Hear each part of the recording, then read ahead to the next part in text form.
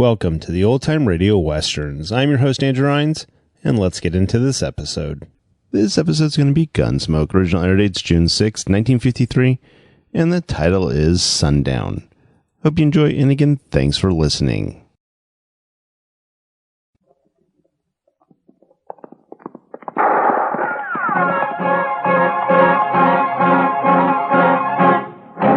Around Dodge City and in the territory on West, there's just one way to handle the killers and the spoilers, and that's with a U.S. Marshal and the smell of Gunsmoke.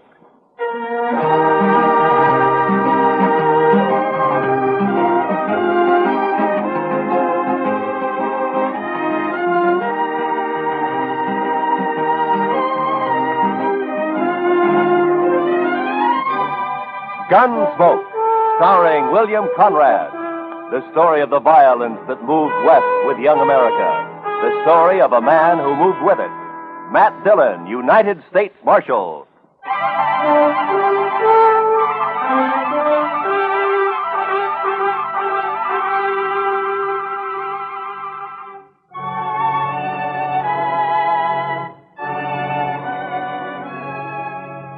I think it was the nastiest weather I'd ever seen. It wasn't that there'd been a big storm or anything. It was just plain nasty.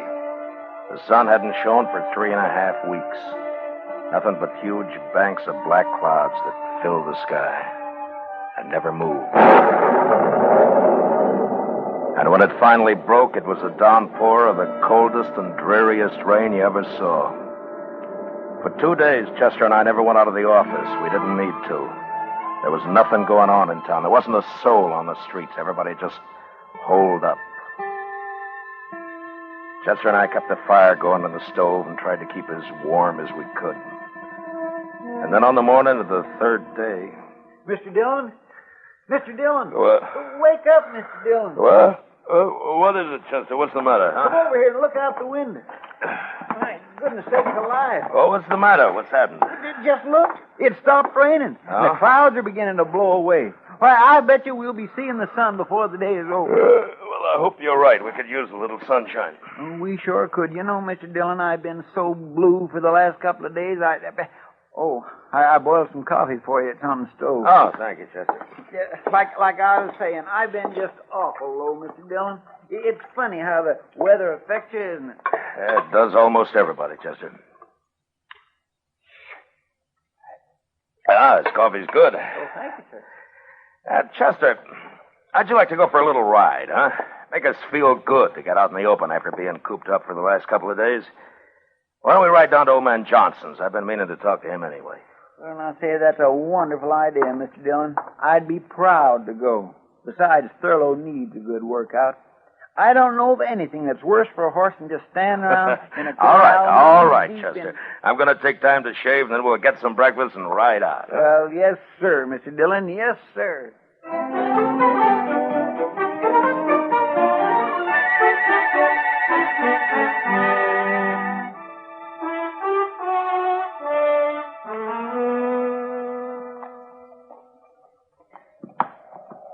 You were right, Mr. Dillon.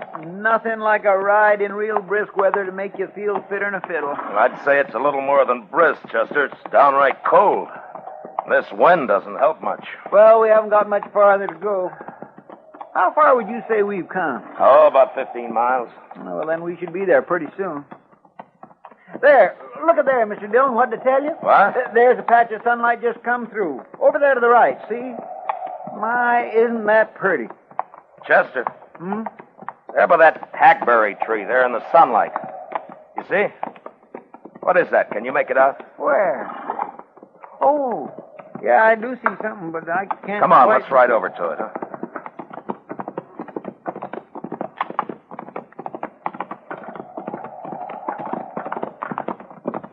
Well, Mr. Dillon, it looks like somebody all huddled up leaning against the tree. Why, it's an Indian. Yeah, a woman. Hey, pull up here. Oh. I don't think she's heard us. Hello there. Well, she didn't even look up, Mr. Dillon. Hello. Is something wrong? Well, there sure must be. Let's walk up, Chester.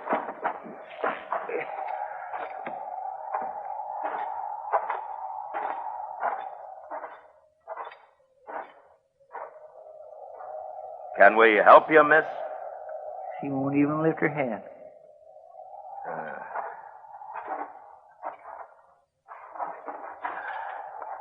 Miss, what's wrong? She looks sort of befogged, don't she? Yeah. Miss, here, look at me. No, I'm not going to hurt you.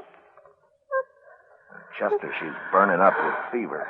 Well, what in the world is she doing way out here in the middle of nowhere anyway? Being out here in all this weather, she's probably caught her death in the morning. Yeah, you may be right, Chester. We're going to have to get her back to Dodge fast. She needs the doc real bad. Get the horses. We're going to have to hurry.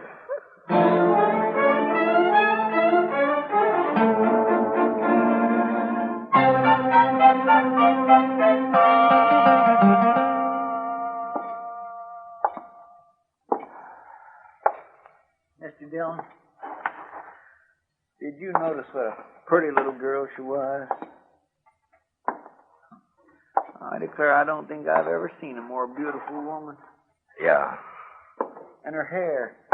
You know, I think Indian women have the prettiest hair in the whole world. Seems such a shame that such a pretty little thing has to be all... Matt? Oh, hiya, Kitty. One of the boys at the Texas Trail told me he saw you and Chester riding up the street here, Doc's office, and that you were carrying an Indian girl in your arms. He said she looked like she was dead. What happened? Oh, we found her out in the middle of the plains. That's right, Miss Kitty. She was just sitting under a big old hackberry tree. Well, what was wrong with her? I don't know. Exposure, I guess. Doc don't think there's much chance for her, Miss Kitty. Oh, that's too bad. Matt, you better come in. Yeah. Kitty. Doc? How is she, Doc? She just regained consciousness. I'm afraid I can't see how she's still alive. Well, you think I could talk to her? Well, you can try. Certainly won't hurt anything. But I'd like to find out who she is so that I could notify her people with... Well, you better hurry. Yeah.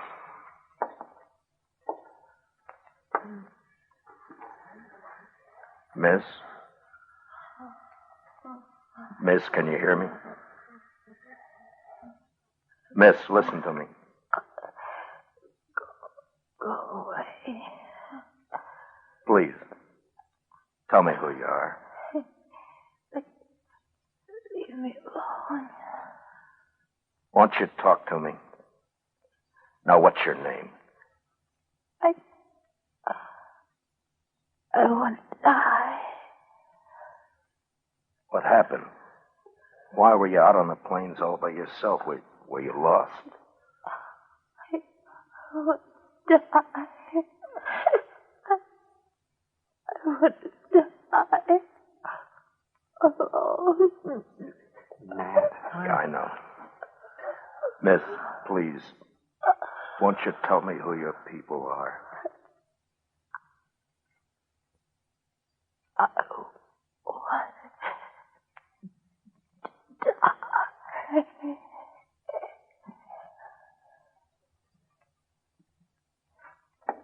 Well? Doc, I'll be outside with Chester and Kitty. All right. When you come out, would you bring me her ring and that necklace she's wearing? All right, Matt, if you want. But what... Just bring them to me, will you?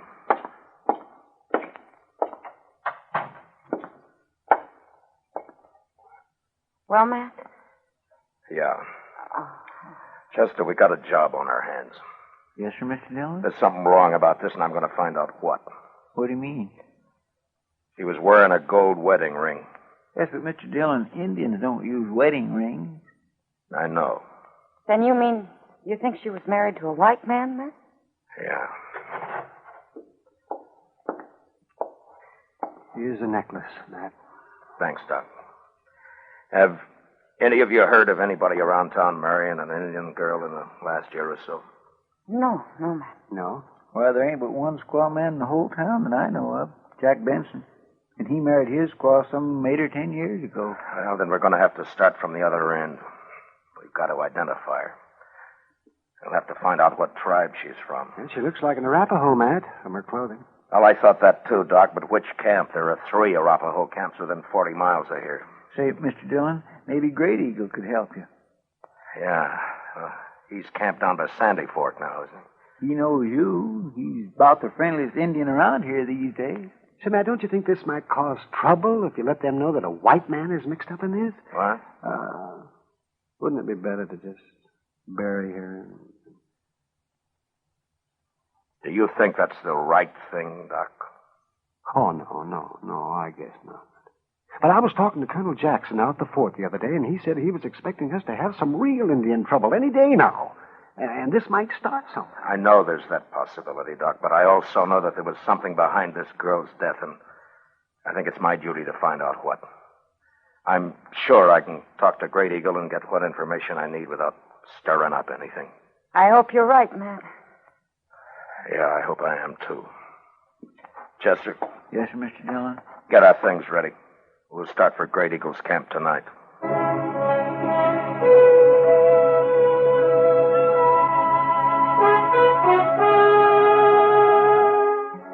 I figured it'd take us about 5 hours, and I was pretty close to right. The sun had been up maybe 30 or 40 minutes when we came to the crest of a range of hills. And there, spread out below us alongside the Sandy Fork, was Great Eagle's camp. We were spotted a good while before we got there, and when we pulled up, all the squaws had disappeared, and we were greeted by what looked like the entire male population. They just stood and watched us sullenly as we dismounted.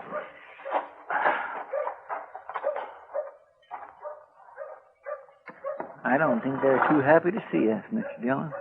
You may be right, Chester.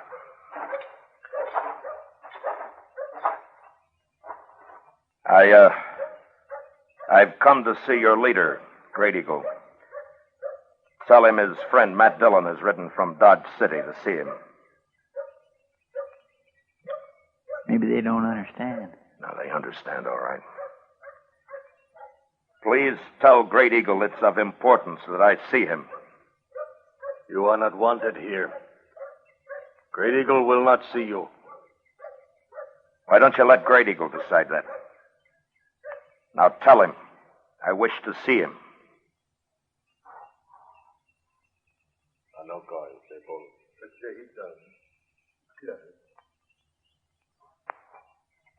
Great Eagle is ill, but I will tell him you are here. I thought for a minute there that we'd rode all this way for nothing, Mr. Dillon. We may have, Chester. I wouldn't say these fellows is very sociable, would you? No. Doc must have been right about trouble brewing. Well, the last time we was out here, Great Eagle was real friendly. I swear I don't know what we've done to make him feel so good. You're talking too much. Yes, sir. Come.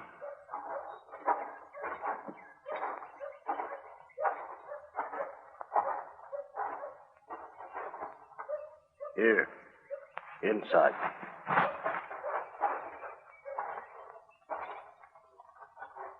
Matt Dillon, it is good to see you once more. And you, Great Eagle. You wish to talk with me? Yes, I do. I'm in need of your help. To be able to return your many kindnesses pleases me. I would first like to explain to you that I am aware of the unrest between your people and mine. And it's my desire that what I tell you be as a confidence between friends. If it were known, it might cause further trouble. It will be as a confidence. Thank you. Well, yesterday we found a young girl on the plains. She suffered from exposure. So we took her back to Dodge City for medical attention as fast as we could, but we were too late. She was of your people. Her clothing told me that, so I came to you to help me identify her. I can't tell you why, but I feel that there was evil behind the death of this girl, and I must find out about it. You see, she was wearing a gold wedding ring, the ring of a white man. Can you describe the girl? Well, I can only tell you that she was of great beauty, and, well, here, she wore this.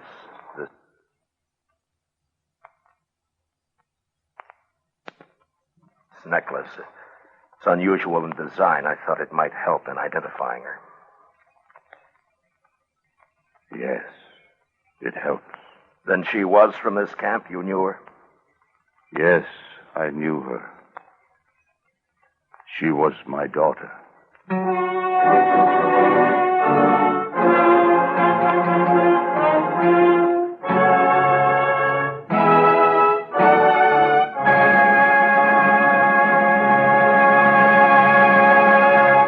We will return to the second act of Gunsmoke in just a moment. But first, this Monday night, hear Virginia Mayo as a beauty who became one of the great skippers on the China Run.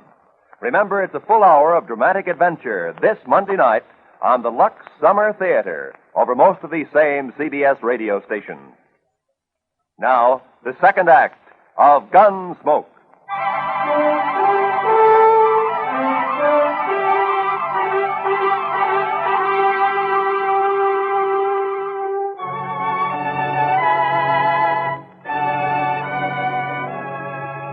I looked at Great Eagle's face, and all of a sudden, Doc's warning came back to me. I saw Chester out of the corner of my eye. He looked exactly the way I felt, that hopeless feeling of not knowing what to do. I guess we must have stood for maybe a minute. Nothing was said. This man sitting before us, this man of great dignity, with his bronze face showing no emotion, just staring into nothing, holding the necklace in his huge hands. Great Eagle, we had no idea. Thank you. I understand. I'm sorry to have to ask this now, Great Eagle, but do you know what might have happened? I know nothing. Where is my daughter? She is at Dr. Adams' office in Dodge City. She will be buried here. I will come for her. You mean come into Dodge? I will be there before sundown of this day. Well, Great Eagle, with this unrest between our peoples, I don't think it would be but wise to come right into town. There are people there that might cause trouble. Before sundown, I will come for her. But isn't it running a chance unnecessarily? We could arrange to meet you on the other side of the river, or maybe... Before sundown of this day, with my braves, I will come into Dodge City for my daughter. But you can't bring your braves right into... All right, Great Eagle, I'll do what I can to see that there's no trouble. Before sundown, then.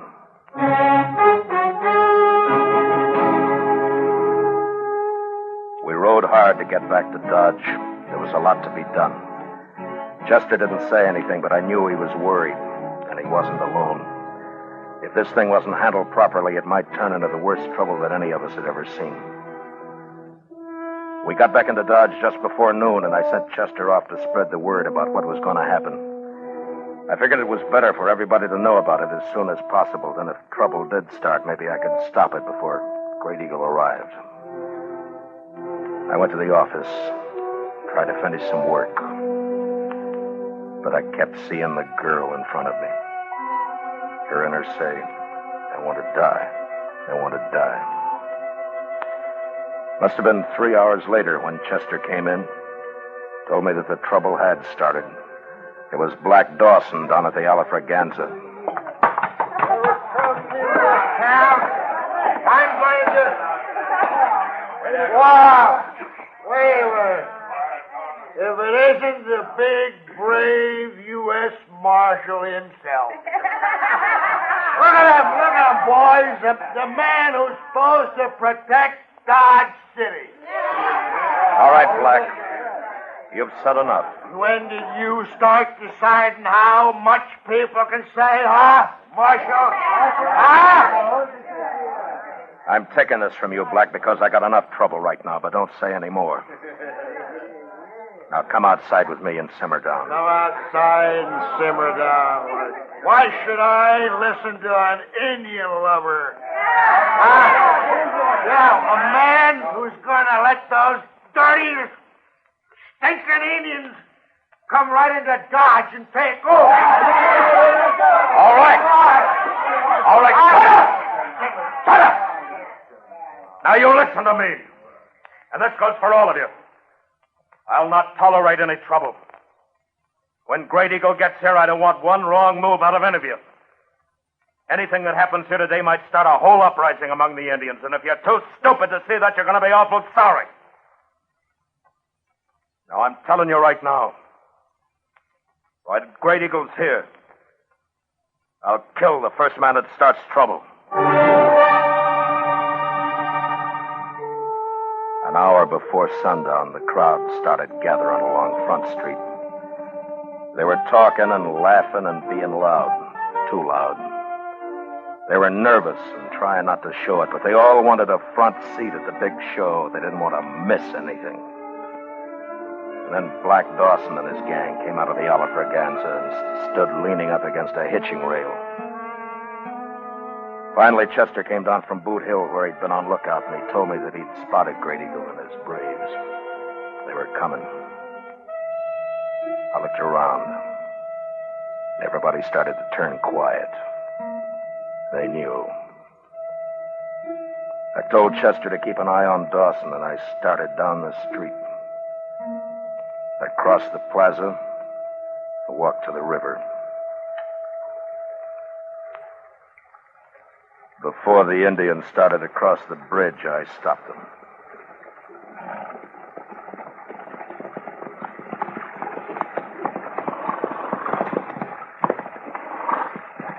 Great Eagle, I can't let you bring all your braves in. You may bring 2, and that's all. You see all those people over there? They're just itching for trouble, and I can't chance it. I'm sorry, but that's the way it is. I would bring all my braves. I'm sorry, Great Eagle, but don't try it.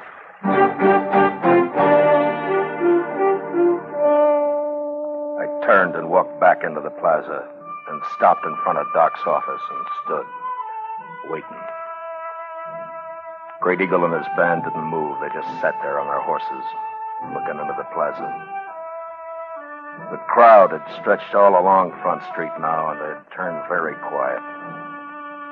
Even Dawson and his gang were just standing glowering across at the bridge. I wasn't sure what was going to happen. And I waited. Must have been 5 minutes before Great Eagle turned and said something to his men and started out, with 2 of his braves following. Nobody in the crowd along Front Street moved or said a word.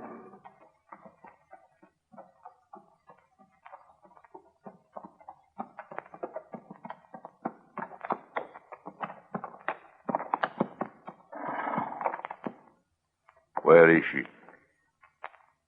In here.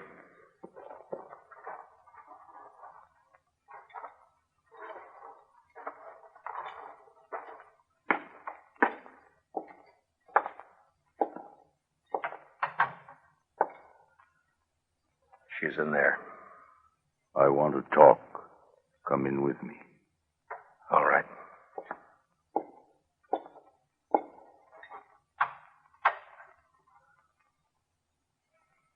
Anoli. Her name means beautiful child. Is she not beautiful? Yes. She is, Great Eagle. Matt Dillon, I have done something today I have never before done. I have always thought myself a man of honor. But today I spoke a lie. To you. To me? Yes. I know of what happened to my daughter. I must tell you to regain at least part of my self-respect. All of it I can never regain. Many moons ago, my daughter disappeared. We searched for a long time, not knowing what had happened to her. 4 days ago, she came back. She told me of her marriage to a white man and how she was with child.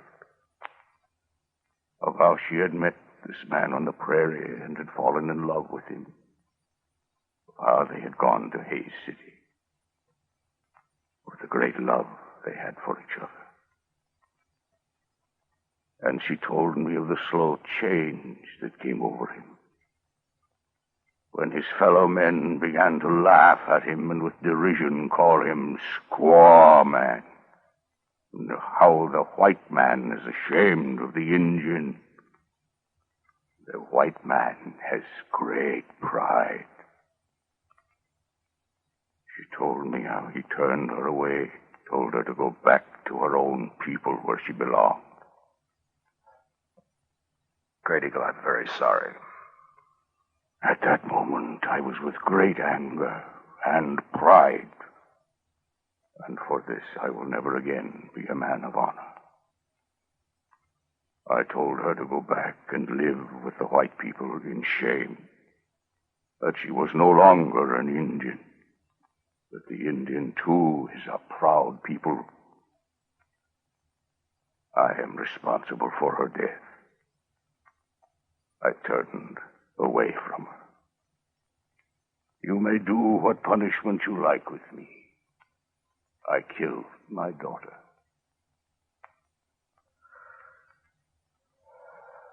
No, Great Eagle, you didn't kill your daughter. She died because of pride. Yours and the white man's. As to your punishment, I think you're getting it right now. Now take her and go.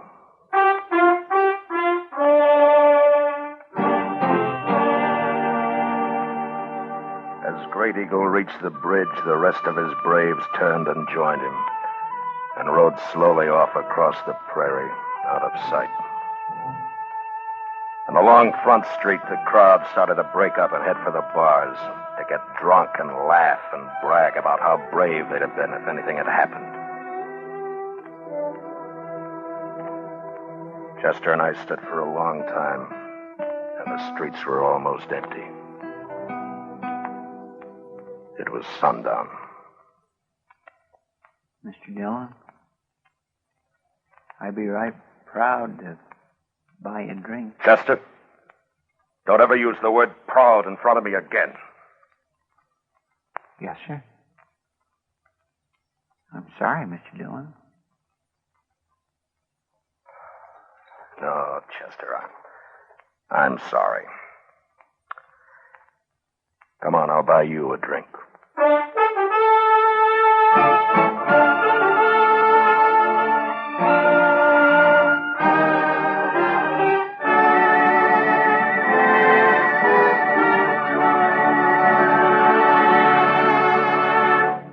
Gunsmoke, under the direction of Norman Macdonnell, stars William Conrad as Matt Dillon, U.S. Marshal. Tonight's story was written for Gunsmoke by William Conrad, with music composed and conducted by Rex Koury.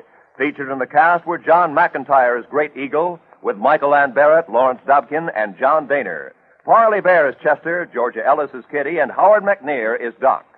Join us again next week as Matt Dillon, U.S. Marshal, fights to bring law and order out of the wild violence of the West in Gunsmoke.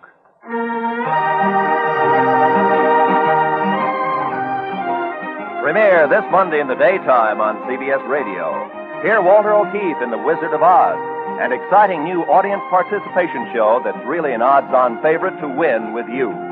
By all odds, hear The Wizard of Oz, Monday through Friday, on most of these same CBS radio stations.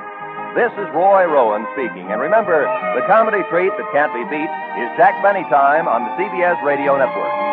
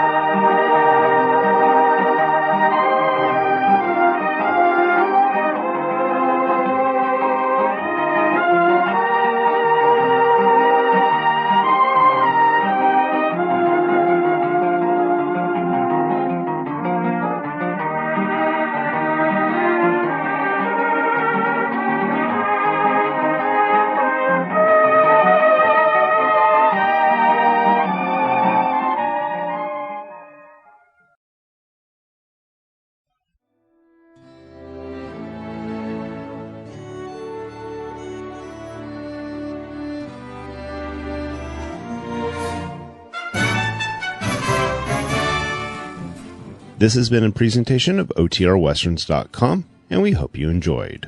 Please take some time to like and rate our shows in your favorite podcast application. Follow us on Facebook by going to OTRWesterns.com/Facebook. Subscribe to our YouTube channel by going to OTRWesterns.com/YouTube. And send us an email, podcast@OTRWesterns.com. You can call and leave us a voicemail, 707-986-8739. This episode is copyright under the Attribution Non-Commercial Share Alike Copyright. For more information, go to OTRWesterns.com/copyright.